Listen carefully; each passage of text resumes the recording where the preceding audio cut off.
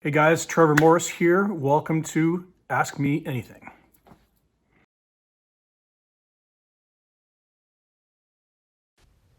Hi, Trevor. So another day went by. I didn't get makeup on, so I just decided to do this in Snapchat with one of the pretty filters. My question to you is, when this is all said and done, what are we going to make ourselves for dinner? I cannot wait.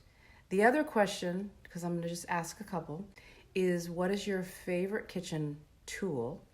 And the last question is, can you describe your most favorite cue that you've written so far? And what was the show? And why is it your most favorite? Anyway, love you. Thank you for asking to do this. I can't wait to have our dinner. And to everyone else out there, stay safe. Bye. Don Soler, how are you, love? Where to start with you? Where to start with you? For those of you who don't know who Don Soler is, on paper, she's the executive SVP of TV music for ABC Studios. But that doesn't even begin to scratch the surface of who she really is and what she means to our community. She's an amazing music supervisor in her own right. She's developed her own projects. But more importantly, I think for me, and I think all the composers who know her, is she's like a warrior for us, for composers. She's a warrior for live musicians. There's almost no greater champion than wanting to hire live musicians, which on television shows could be a challenge to get funded. And as a composer, it's hard to fight that fight without someone at the executive level in your corner. And she's that gal. She's Xena, the musician warrior. But seriously though, she's just such a big fan of the composing process and good friends with composers and just all the musicians. And you can always count on her to do her very best to try to get live musicians onto your project or a small orchestra or something like that.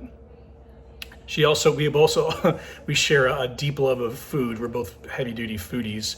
She threw a dinner a couple years ago at her house for a bunch of her composer friends. It was myself and Chris Leonards, Blake Neely was there, Mark Isham, Phil Eisler. I'm missing somebody, and the whole time I'm in the kitchen with Dawn cooking while everyone else is outside having cocktails because I have the soul of an Italian den mother in me somehow. I love to cook. So over to her questions. To segue to that is, what should we cook when all this is over, when the COVID passes? I'm going to call that and say braised short ribs and saffron risotto. Why? Because they take a long time to make, and I think whatever we cook, I want it to take all day. Maybe a mimosa around 10 o'clock just to get the party started. And I think we both love to be in the kitchen all the time. I feed my family. We cook every meal all the time, and I know Dawn does too. She's a fantastic cook. Has a great kitchen too. Wow. So that's what I would call that, or something like that, or ossobuco, or something that just takes like a long time. Number two is my favorite, most important cooking utensil in the kitchen. It's a tie. I'm going to go first with the humble spoon.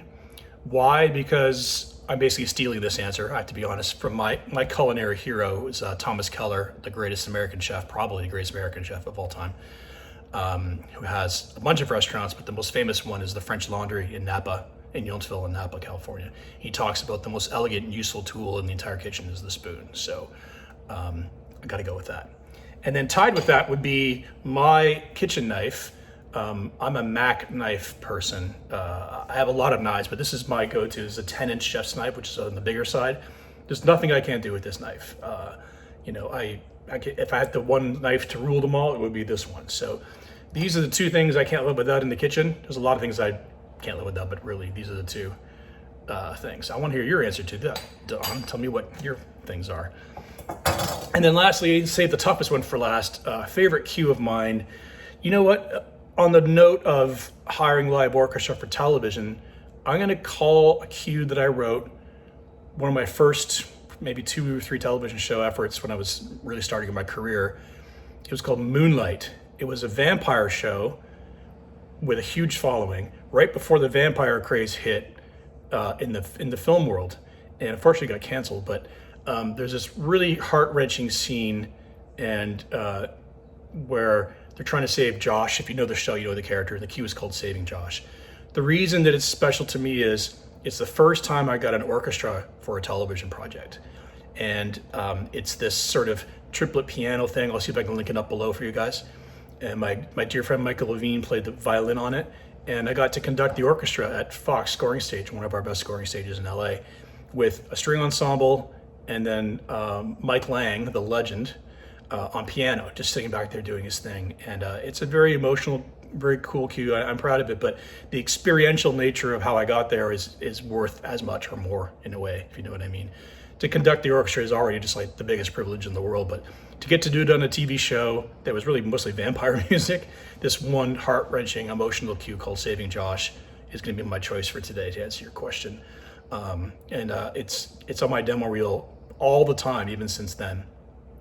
And there's another executive, I won't say her name because I didn't ask for her permission, but I said to her I signed the music for her. It's framed in her office and has never left ever since. So that would be my answer for that first dish. Let's go ossobuco or short rib, something soul food-ish that takes hours and hours to cook. I'll bring the wine. Favorite kitchen utensil, the humble spoon, and my 10-inch Mac Japanese knife. And then for favorite cue for today, we're going to go with Saving Josh from Moonlight. So I'll see if I can link that up below. But thanks for those questions. That was a fun one. It is Ask Me Anything, after all. And I think not only you and I and all of our friends are looking forward to getting together after this, but I think the world is just going to be like just dying for some human connection. And cooking is what unites us back in time. That's always I liked about cooking. It's like being in the past. You know, trying to make your grandmother's bread recipe or something like that. It's timeless, the way music is.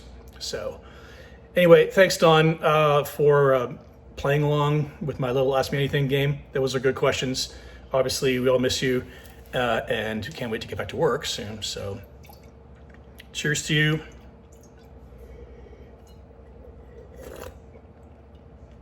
I think I'll start cooking. Love you, girl. Talk to you soon. Bye.